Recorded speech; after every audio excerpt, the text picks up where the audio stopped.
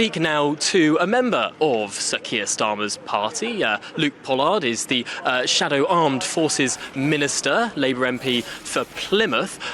Luke, thank you for joining us this morning on the programme. I suppose it's going to be a challenge for Sir Keir Starmer, a very different personality he's up against now. Liz Truss, someone perhaps more serious and less blustery than her predecessor.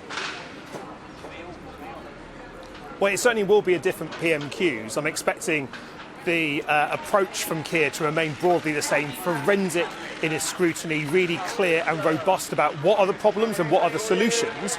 But I don't always think Liz Truss is the best Commons performer. She sometimes struggles to communicate in an empathetic way. And so with the...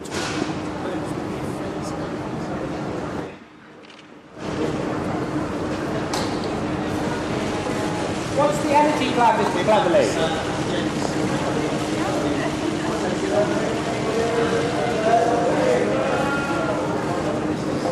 Getting to people and businesses. I'm sorry, I believe we're having a few audio issues there. Luke Pollard, I believe we've just got your sound back there. Could you repeat that very last point that you were just making?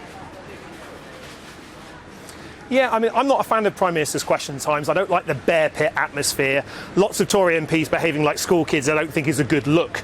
But I do want to hear the Prime Minister talk about how she plans to freeze energy bills, how she plans to help households and businesses affected by spiralling energy costs. And I do worry that her approach of loading massive amounts of debt onto the taxpayer, not tackling the huge profits of oil and gas companies by having a decent windfall tax on them, I'm not sure that's the way forward that we need as a country.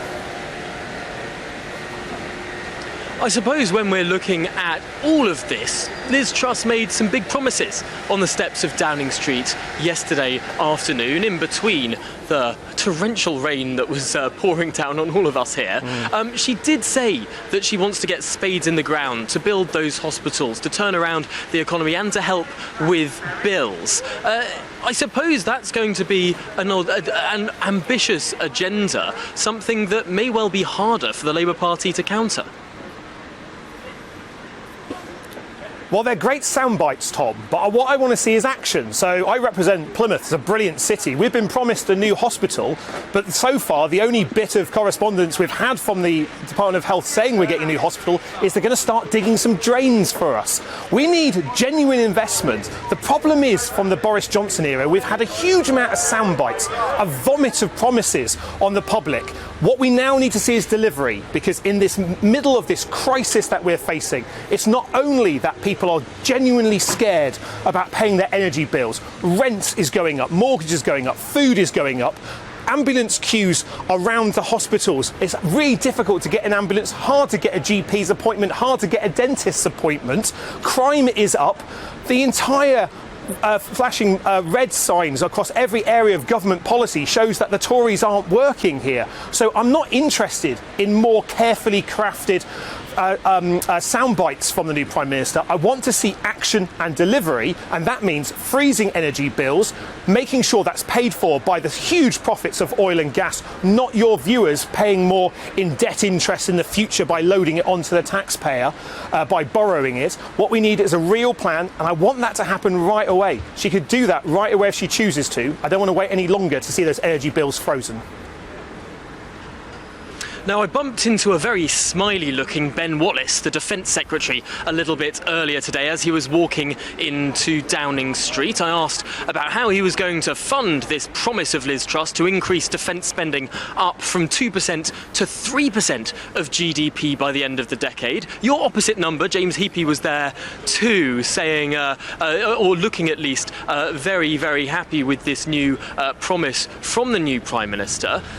Why hasn't the Labour Party committed to raising defence spending in a similar manner? Well, firstly, I'm actually really pleased that both Ben Wallace and James Heappey kept their jobs in the reshuffle. Both the Labour opposition and the government Ministry of Defence have been working very closely over the past 6 months in the response to the illegal invasion of Ukraine, and I think they're doing a good job of it.